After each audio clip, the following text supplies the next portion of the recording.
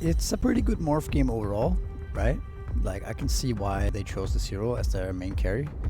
That being said, though, I do think that you might end up suffering in the other lanes pretty hard and be on the back foot. The future drafts is to ensure that if they are countering the DK with the bristle, they need to ensure that. But again, later down the line, the Riki will have many advantages, right? With the smoke screen, the ability to have mischance, you can't BKB it off. They are currently jumping onto Nu. It does have boots and a 9-1. There's a lot of backup here, though. Just slow death, but okay, he does go down at his first blood. I do feel like we forgot to cast, but they actually just forgot to kill heroes. That's the thing. It wasn't us. It's that they hadn't killed any heroes in the first 7 minutes. So pretty much all the heroes are involved here. Other than except Bristleback. Yeah, DK also coming through the gate as a actually very clutch move here by low. Morphling cannot bend this on his own for sure. Like, they will need to bring more heroes if they want to keep this tower. Oh, Morphling. He did shift. The Murta. They're calling. He walked out of the silence, didn't shift, then gets hit by another stun. So yeah. To then you lose your mid tower. Oh yeah. I kind of feel like that's a kind of a net win for Nigma, right? Sure. Of course, Morphling dying has now fixed the tempo a little bit there. Oh, I actually kind of like, if you can get away with the laning phase with Underlord, this hero is actually really good against Riki. At some point can, but then as soon you disappear, like Murta you can. The initial blink dagger cannot really kill much. So okay, they got him. Okay, they got him. Kill, yeah. Yeah, correct. All right, but anyway, here it is. Sumo has the blink. Yeah. Looking rough for Morphling here. Can he get out of this one? Wait for me for a second. He just walked away. He's a very, very tanky hero. He did press shift this time. He's actually out. What an underwhelming fight. Like, imagine being Owen right now, hyping this cast right now. Like, oh my god, going in back with the toss and then the avalanche and then all the damage and no one's fucking dying! Like, that's basically what the class could be right now. Because no one's dying. Oh, the kind of supports are dropping. Can the cores die, please? Wait, there it is! DK finally died in one of the longest fights we've seen at Blast Slam Group Stage B stream. Then it also removes the pressure from Bristleback. But we see Xtreme Gaming actually coming here to contest the Roshan. Not necessarily an easy fight for them. Nice smoke screen to delay, but now Sumo jumping in, living 4 heroes for half HP. Underlord with the root, but having to leave straight away. He did a lot of damage though. Yeah. Bristle. Not dying. It just seems to be, again, fights that... they don't have enough damage, right? No, they don't. Like, Ench with this build has, like, 0 damage in these type of fights. And, like, the DK needs, what? Maybe Silver Edge or a BKB or, like, Daedalus. But again, it's 80 minutes into the game. Now the Decrypt to save from the next time. Goes through the Aegis, still walking in. They just want to get a kill. And they do finally get GH on the Pugnet. Extreme winning team fights are getting these, like, 1 to 2 kills, right? On the Tiny does have DK. a streak, right? He's currently sitting at 4-4. Like, if you kill that Tiny, the gold goes away with the Underlord. Like, that's what really brings you back in. The DK, he's very close to the tower. This time they do have Dust. They're not all here, though. Monkey King is in the base. Murta's not here. DK's just dead. What are we doing here, guys? There's a tier 1 tower at 25 minutes. Why are we hitting it? There's so many camps alive as well. All the camps on the... there's... Every camp is alive, and you're pushing tier 1. But that tower's alive misery, so it's got to fucking die, mate. You know what I mean? But that thing's got to go. Like, the way I look at the game is that they need to delay the game, and they need to get more items on all their heroes, right? Without taking any bad fights.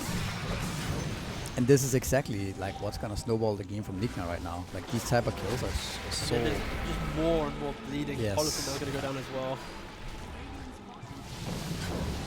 But the uncomfortable thing is we're describing a game plan for Xtreme that no team wants to be in. It's the push waves. Oh, I'm not justifying him dying for the tower, by the way. But I think the point is he should farm the camp. But I agree with you. I think they are just lost right now. Yeah. They haven't identified that. Smail gives away a freebie here. And that was the streak, and it goes to the DK. It does. Okay. It does. I mean, maybe we sold them a little bit too soon here. Like, they're still showing some life.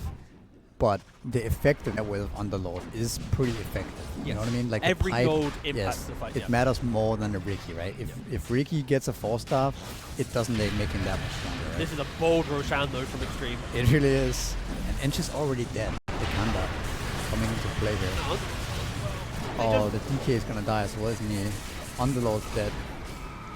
There is one thing to take away from this, and I respect it from Xtreme. When they make an objective call, they follow through. They do. They wanted the bot tower, they went for the bot tower. They wanted Roshan, they walked in there with zero respect of Nigma at all. I am being a team that truly can contend. Like, unlike previous tournaments where they're kind of just like they're there, but then they get to the airport quite quickly. Like, this is actually a roster that it has really good promise. Ghost or Miracle. I think they look like they know what they're doing, right? They look like they are. I hope so. No, they look like the moves they are making are calculated, unlike what we saw with Xtreme earlier. I feel like they're doing a good job. We saw earlier that they lost to Gaming Gladiators. That was to like a Huskar last pick and stuff like this. You can blame it on the that can happen. Oh, Morphling. Ghost, we just praised you. You've lost your Aegis, but okay. They did take Rax and instantly try going for the end, which was quite a bold call, but BKB jumping in. No real play-by-play happening here, but it's fine. You can see what's going on in the screen, right? This is something so funny about the bristle damage. Like, he gets a couple Warpath stacks up and then just... This is the Radiant base, by the way. Nigma just running through it as if they own it themselves, and they are probably just going to look for the end. BKB on the DK, though? Okay. Not out yet. Anything? Ricky gonna go down here. One little kill. Oh, we didn't even talk about the Morphling versus Underlord. You can just become the Underlord and throw back the roots. That's why, Rubik's one of the best counters to Underlord. Didn't even think about talking about Morphling. Now they're trying to chase for the bristle back. He doesn't have BKB for 60, but again, no control, no damage, no DK.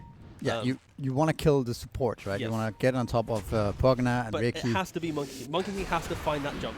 If Monkey doesn't find the jump, then your DK's wasting BKB, your Underlord's wasting his utility. And right now, we're already kind of seeing that, right? Like, Underlord's using some spells, they're jumping on Tiny, but actually, they're going to get him, I think. BKB was on cooldown, actually. It just came back up, and now he's dead. So, fair play. Good timings there on the BKB to punish that. Kind of thought it was up. Ricky, half HP. Oosh. Yeah, that's the other point, is time the BKBs and punish BKBs. Okay, alright, they're backing out.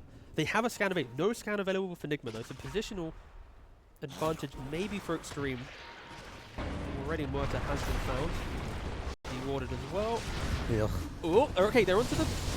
Well, they just don't have the damage. Not enough stuns now. Wait. Ghost is kind of getting bullied a little bit. A little bit, he dies, though. Okay. Alright. So DK actually head-to-head on against Morphling there. But there's still two big carries in the game, right? True. 24k network versus 21k on the Tiny. Yeah. You did finally get them all at one time. Okay.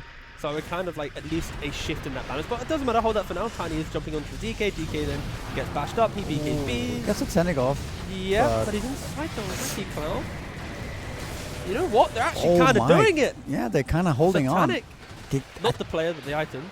I think he might have armlet toggled in the middle of that fight, but I could be wrong. But we have zero replay technology, so I cannot confirm. The fact that the fact that you survive just means that you don't die. You have no real damage coming in. That's for Aegis and Tiny as well.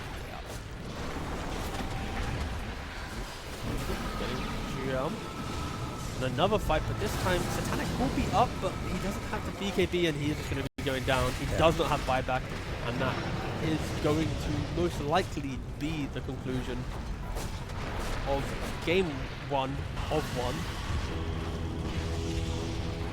And I think for future reference, teams that go up against Nigma Galaxy, you're going to have to reflect the bristleback.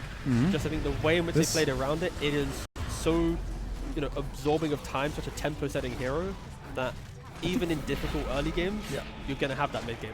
I think this is also the first game, at least I've seen in this tournament or in recent times, where the green facet has actually netted him be able to go like SNY, AC, these type of items, right? To actually become a core. So I think that was a nice display from Noob.